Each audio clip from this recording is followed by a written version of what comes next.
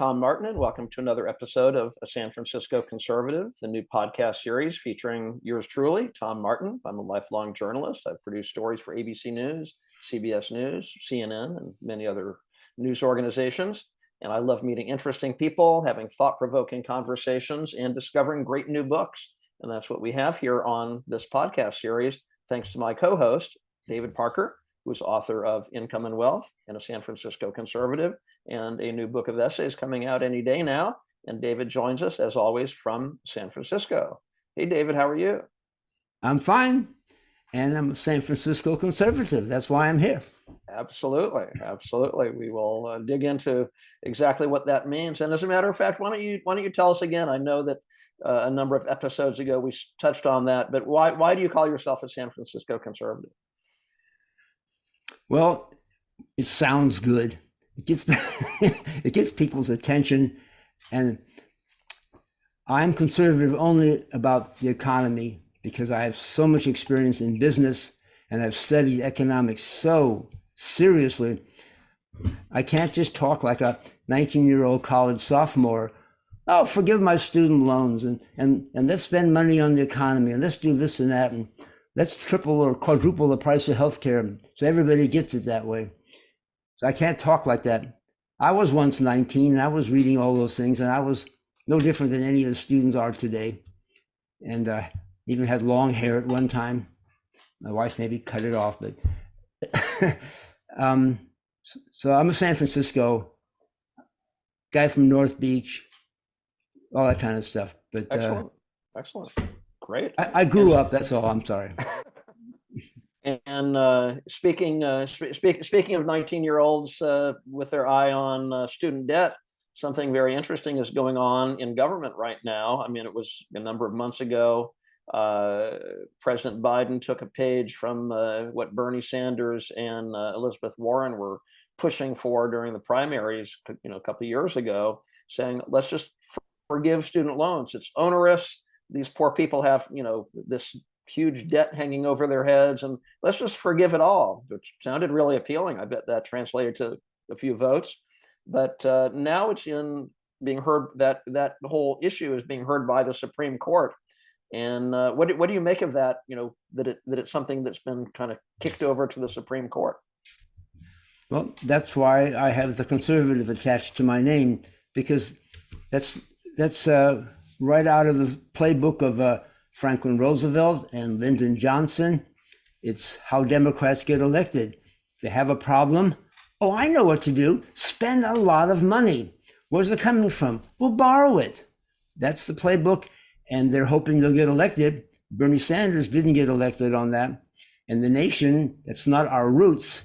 And so Biden is gambling that the nation is he'll get reelected by doing that, by saying that. I don't even know if he believes it, but he's saying it. Only Congress should be passing laws.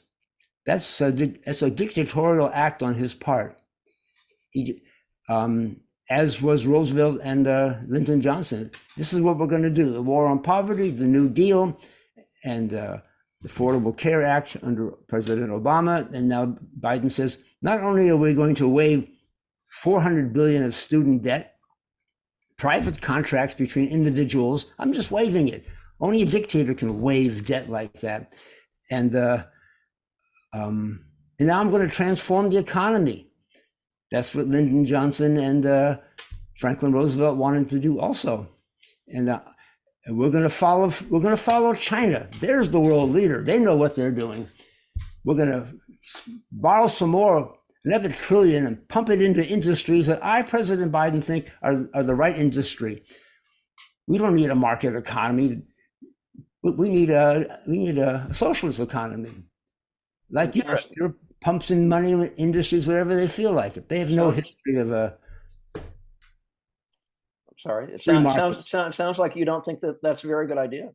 It's all wrong, and it's never addressing the problem. The cost of healthcare is very high, 3 times what it should be, and the cost of secondary education is very high, maybe 3 times what it should be. Well, maybe there's a link there. It's because the government has intervened in those markets, and the markets adjust In education, government says, like Biden wants to improve the economy, he's going to pick and choose. I think Barack Obama chose Solyndra to give them solar panels, and everybody said, no, don't do that. He said, I got an election coming up. So he gave him a lot of money and failed completely. Hundreds of billions of dollars of taxpayers threw away because Obama had an idea, and he's not a business person. Why? Maybe the government should buy out Elon Musk. That'd be a good idea, and we could turn the profits and give it back to the people. Yeah. Well, speaking of social media like Twitter and Elon Musk and so on, it's interesting. I haven't really analyzed. They have the audio recordings of what the justices are saying. You can often tell by the kind of questions they ask what they think of a case, that's being presented before them, including this one about, can a president really, zero out all, billions of dollars in college loans? And so the justices seem a little befuddled, like, is this really our role? Not long Correct. ago, there was a case regarding YouTube, like, should YouTube, the owners of YouTube, be able to censor, certain content and so on?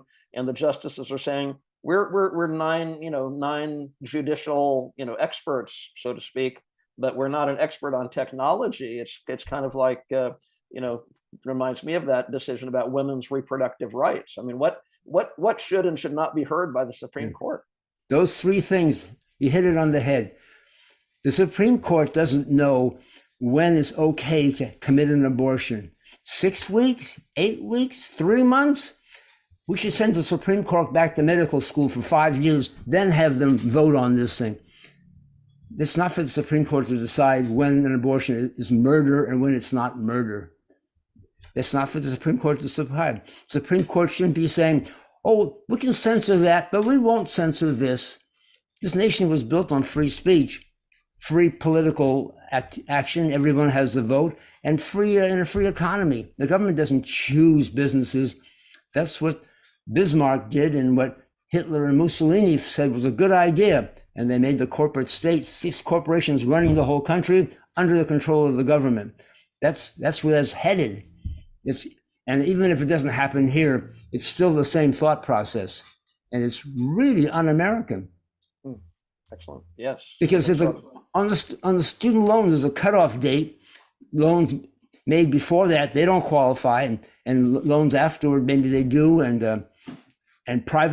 loans between private parties, maybe you borrowed from your parents or you borrowed from a bank for a student loan without any government assistance. They don't get bailed out, or do they get bailed out? Does everybody get bailed out? Right. And where's the money coming from? Right. So are you saying that the president perhaps didn't really think something through before announcing it to the public? It's hard to imagine. Well, one could say that, or he has advisors who are saying, Bernie Sanders, that's the way to go, or Elizabeth Warren, that's the winning ticket. And the Democratic Party is going to, the nation's going to, there'll be a consensus among the nation. Actually, that consensus existed for a moment in 2016. People held their nose and voted for Donald Trump and go, ugh, that was a mistake. But there was a consensus that spending money recklessly was not a good idea.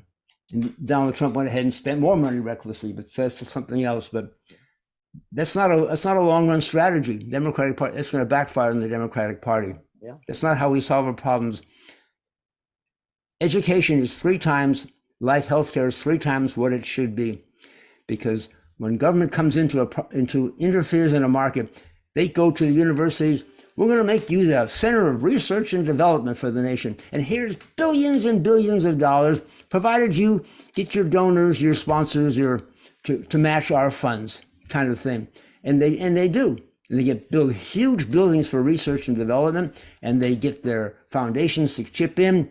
And they get their students to chip in too, because this is way over anybody's head. All right, students, we're tripling your fees now. Go out and get some student loans if you want to come to school. Right. That's the connection. Yeah. I have a follow-up question there, but I just want to take a moment for those of you joining us midstream here. This is a San Francisco conservative, the podcast series. And we can also apply that title to David Parker, author of Income and Wealth, and his book, A San Francisco Conservative, who is our featured co-host here on this series. And I would encourage you, perhaps you're listening or watching this on the YouTube channel. If not, go there, A San Francisco Conservative, the podcast, click the subscribe button so you don't miss a single episode. And we'd love to hear your comments about, these are provocative issues, and I'm sure there's a wide range of opinions. We'd love to hear your thoughts. But following up on that, David, another utterance from President Biden just recently, as well as let's forgive all student debts, and he's trying to get that through the Supreme Court. He also said, yes, taxes will go up. Taxes will go up on billionaires. And I just wondered what you thought of that idea. I love it because I can write about that forever because they're not going to get it. There's two people you can't tax, the poor and the rich. The poor don't have it and the rich won't give it to you. It's as if the rich have never read Robin Hood. The rich, I'm a wealthy person. I read Robin Hood. I know they're coming for me. You can't get it.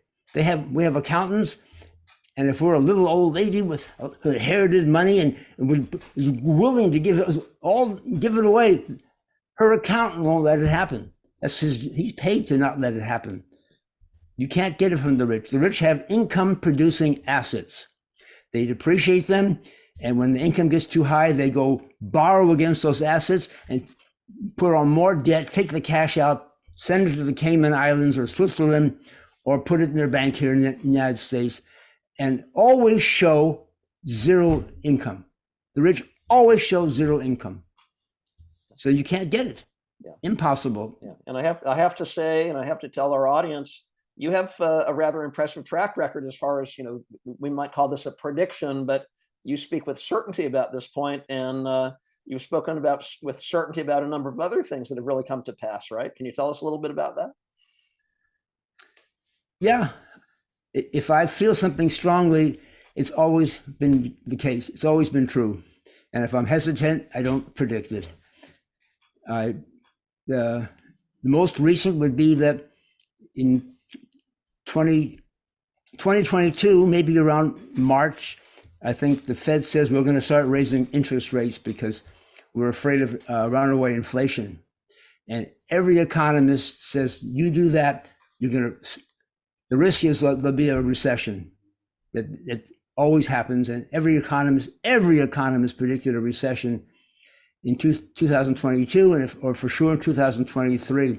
And at that moment, not later after I've watched in hindsight, I says, no, there will not be a recession. And so far it's proven to be true. On the same subject in 2008, when the financial crisis, I think everybody knows about that still, it's fresh enough. I said there'll be a recession, of course, for 2 years, and then it'll be over. But if the government intervenes and bails out and keeps bailing out, and the recession is going to last 10 years, and then there'll be a no growth period for another 10 years, 20 years. I called it on the head on like January 2008, and that's been the case. That recession should have been over in 2 years, and it lasted 10, and we're still recovering from it. And now we're raising rates when we're kind of in it. You wouldn't know it, but we're kind of still recovering from that recession. Yeah. There are a lot of people who lost everything during the 2008 financial crisis. Yeah. Good point. And that leads me to I guess an important observation about your books. Again, I'm a lifelong journalist, and so I'm very kind of rooted in the developments of the day. Everything seems like a crisis, and what's going to happen. Where I'm just kind of it's almost like operating with blinders on. Maybe I've been conditioned that way, but in reading your books, I find that you really offer great historical context. You've been around for many years yourself and noticed the economic patterns and work them successfully, obviously, for your own wealth creation, but also going back thousands of years to notice those historical patterns, how things really work that a lot of us seem to be forgetting or overlooking. as we close out this episode, can you talk a little bit about that quality that you put into your books? I find it unbelievable that people don't know about certain major events in world history. I was talking to an educated person yesterday, and I said, my new book is entitled Rome 476. Educated person. He says, what does that mean? I said, I can't believe it. That's the fall of Western civilization for 1,000 years of dark ages. That's an important lesson right there. Why did Rome fall? The Huns came in, they rode in, they didn't bring their swords, they brought sledgehammers. They came to Rome, the cultural and economic center of the world at the time, and smashed it to smithereens. Just pretend Rome is Washington, D.C. They smashed the Supreme Court, they smashed the White House, they smashed the Congress, they smashed everywhere there's the forum, wherever there's open debates, everything. The Colosseum was smashed. It was so huge, they got tired. They gave up on that fourth wall. So that fourth wall is still standing in Rome, and that's going to be the cover of my book. That fourth wall, they just got too tired. And I asked this person, why do you think the Roman soldiers didn't lift a finger? They sat on their swords and watched and let the Huns, the barbaric people, more or less, come in with sledgehammers and destroy right in front of their eyes. They hadn't been paid. Why hadn't they been paid? Because all the tax money, and they had tax money, big tax money, all the tax money went to pay interest on the debt. The US debt is around 30 trillion. It's probably rising. When interest rates are near zero, which they have been for the last 10 years, who cares? That's what Donald Trump said. Who cares? And everybody eventually says, I guess that's all right. Nothing's crashing because we're not paying the interest on the debt. But if interest rises, now it's maybe 3 or 4%. But if it rises to 8% and really times to really get tough, 8% of 30 trillion is 2.4 trillion. Well, how much tax money do you think we're taking in every year? We're taking in about 3 trillion, maybe taking in 4 trillion. But if we're taking in 3 trillion, 2.4 is going to interest. There's no money left for the national defense, for Social Security, for healthcare, Medicare. It's gone. Good point. We're not going to crash because a lot of reasons we won't crash, but that's why I titled it. It's all part of a warning to the nation. We're on the wrong track. You don't pay for things by borrowing. Parents don't tell their kids, don't stop mowing the lawn. Just go to the store and buy that toy and tell them you'll pay them $3 a month for the rest of your life, and then stop paying after 2 weeks. Absolutely. Yeah. What we're doing is what a third world country does. They just borrow with no intention of repaying. Yeah. A quick question as we close out. No, I think you're absolutely right, and that historical context is really what a lot of us are missing. So that's really one reason I love your books. And as a successful real estate investor, as you are, what are your thoughts about the interest rates where they are right now? I never look at the interest rate. The interest rate is either up, down, or in the middle. You just adjust your deal. Professional investors just adjust their deals to what the cost of money is. You make the seller pay for it a little bit. I do what's called forget the word for it, but it's an adjustable. There's a word for it. An adjustable interest rate. If interest rates are high now, I'll have the seller carry back the whole loan at 2% for 3 or 4 years, 4% for 3 or 4 years, 7% for 3 or 4 years, 10% for 3 or 4 years. But then pay it off before it gets that high. So that's one way to adjust. You just have to adjust. And I have some counterintuitive abilities. I'm in contract now for 2 office buildings in a city where people are going, what? You're out of your mind. But I'm not paying high prices for them. I'm paying lower than the value of the loan for them. I'm negotiating with the banks. Yeah. Excellent. No, I'm not afraid of anything. Well, I love hearing that sense of optimism. That should give us all. So it's just a matter of finding the right strategy, right? There's always a way. Yes, right. Yeah, just make it up as you go along. You don't have to find it. You start negotiating a deal, and the seller will say something. Oh, they shouldn't have said that. I know what the weakness is, and bam. Love it. Love it. I love it. That's why I love these conversations. Thank you, David. And for more of David's wisdom, I encourage you to visit his website, davidparkeressays.com. You'll also find information about his 2 books, Income and Wealth and a San Francisco Conservative. And very soon you'll find information about his 3rd book of essays that he was just describing about the fall of Rome, leading to that dark period. So we want to be sure we're informed about that, of course. So thanks for joining us, and be sure to visit the YouTube channel, San Francisco Conservative, the podcast, and click the subscribe button and let us hear your thoughts. So thanks, David. It was great to see you. Great to see you too. Thank you, Tom. It was a good session.